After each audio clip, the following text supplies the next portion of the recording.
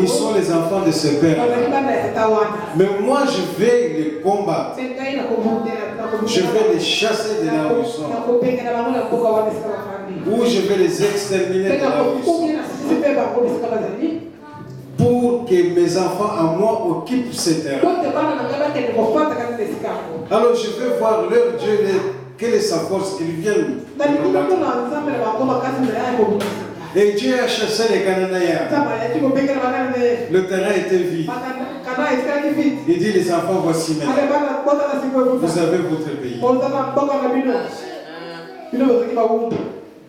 Dans ce pays, vous ne serez pas des esclaves. Vous serez libres.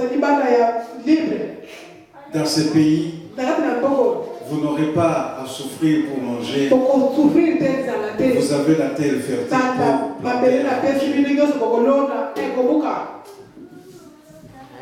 Dans ce pays, votre bétail ne mourra pas.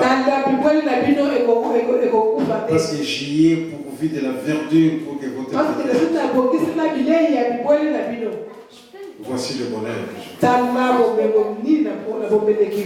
Alléluia. Amen. C'est ce que l'Éternel fait avec toi et avec moi. Il nous a sortis de la boue. Il nous a amenés dans son église pour que nous vivions en son Fils Jésus-Christ. Alors il faut que nous demeurions ainsi jusqu'à ce qu'il vienne nous prendre. Alors il va maintenant, quand il viendra nous prendre, il va nous amener dans notre Canaan qui est là-bas dans le ciel. Notre Canaan qui s'appelle Nouvelle Jérusalem. Nouvelle Jérusalem qui veut dire fondation de paix. Mais là-bas, il y aura vraiment fondation de paix. Parce que tu ne passeras pas quelque part où on va dire oh non, ici c'est seulement pour les blancs, pas les noirs. Parce que tu ne passeras pas quelque part où tu entends les bruits des canons. Non. Il y aura un seul peuple, une seule nation, dans laquelle il n'y aura pas l'un qui va prêcher l'autre. Non. Parce que tous nous connaîtrons le nom de Dieu. Alors il n'y a personne qui va prêcher à l'autre. Alors on aura un rôle, tous on aura un rôle extraordinaire. Louange. Alors on va commencer à louer du matin au soir. On n'a même pas le temps d'avoir faim. Louer l'Éternel. Vous avez vu que ce matin, Dieudonné a commencé à louer l'Éternel. Ce n'est même pas l'entraînement, il joue très bien. En tout cas, que Dieu te bénisse. S'il y a quelque chose à saisir pour servir son Dieu, fais-le. S'entraîner. Parce que quand tu viendras les ténèbres, tu ne seras pas. Mais tant qu'il fait jour, saisis l'occasion de saisis l'occasion. Alléluia. Amen. Alors ce peuple-là, le peuple de Dieu, l'Éternel compatif, est allé les chercher là-bas. Et il a déblayé le chemin jusqu'au pays au cours. Il a dit, mes enfants, voici. Il a été nous chercher, nous aussi. Il nous a amenés ici. En fait, qu'est-ce que c'est que l'Église? L'Église, c'est le chemin de la sanctification qui va nous mener dans la Nouvelle Jérusalem. Alors, nous vivons comme le peuple ancien, marcher de pas ferme pour en regardant le Canaan qui est là-bas. Alors, nous marchons aussi avec foi en regardant la Nouvelle Jérusalem qui est là-bas. On ne fait pas fauter, pas une seule fois. Parce qu'il viendra un jour et l'heure où nous ne savons pas. Il risque de nous surprendre. Alors nous restons dans la sainteté jusqu'au jour où il viendra. Alléluia. Amen. Alléluia. Amen. Alors, il a dit, mes enfants, voici votre heure. Alors maintenant, ces enfants, qu'est-ce qu'ils ont fait? Ils ont eu de l'orgueil. Et dans leur orgueil, ils se sont divisés. C'est ce qu'on appelait le schisme. Il y avait un seul peuple, une seule nation.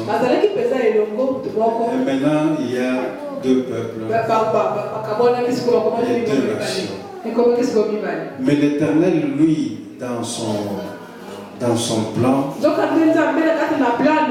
dans son agenda, il n'a pas deux peuples. Il n'a pas deux nations. Parce qu'il avait bien dit, c'est vous. Je vous ai choisi, vous, pour mon peuple. Il dit mon peuple. Il n'a pas dit, je vous ai choisi, vous, pour être mes peuples.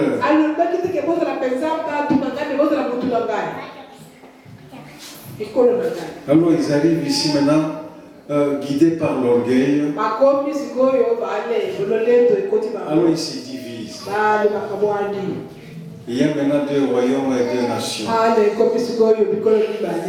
Juda et Israël. Quand Christ est venu, il a prié dans le livre de Jean, chapitre 17. Il dit, Père, fasse que cela que tu m'as donné, qu'il soit un, comme toi et moi, nous sommes un. Alléluia. Amen. Mais voici que ce peuple-là, ils ont divisé ce que l'Éternel a uni. Malheur à celui qui divise ce que l'Éternel a uni.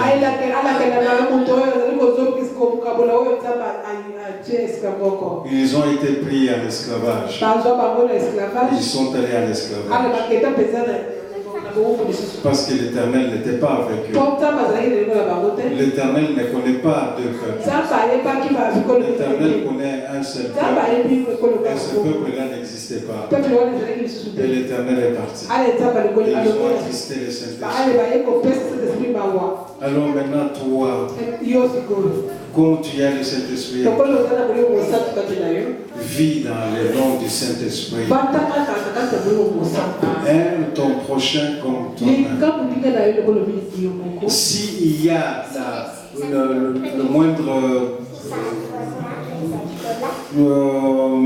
la moindre haine dans ton cœur, une toute petite haine dans ton cœur contre ton prochain,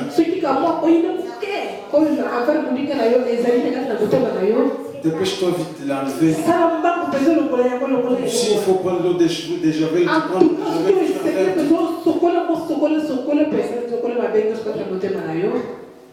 javel. Ton cœur doit rester propre, saint. Et quand ton cœur respire, il respire du sang propre. Parce que quand l'Éternel viendra, tu vas lui dire, moi, j'ai fait tout, j'ai honoré tous les 10 commandements. Est-ce que les portes des ciels me sont-ils ouvertes? Alors l'Éternel va te demander, moi j'avais soif, m'as-tu donné à manger? Moi j'avais faim, m'as-tu donné à manger? Moi je n'avais pas de logis. Et je voulais venir dormir dans ton cœur. Mais je n'ai pas trouvé de place.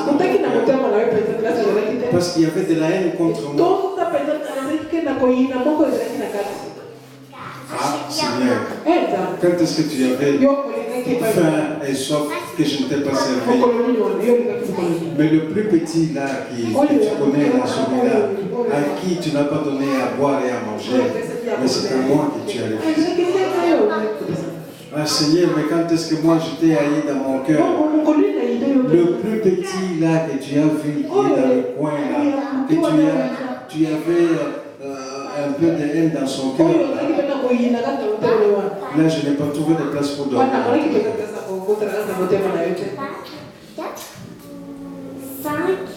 Alors toi et moi, nous ne voudrions pas que le Seigneur nous prenne en défaut sur ça. Alors comme nous sommes sur le chemin de la sanctification, nous allons marcher selon le commandement le plus grand et le seul qu'il nous a laissé. D'aimer son prochain. Alors nous ferons un avec notre prochain. Ainsi nous serons un avec Christ. Comme Christ est héritier, alors nous serons co-héritiers avec lui dans la maison de Dieu. Alléluia. Alléluia. Que Dieu vous bénisse.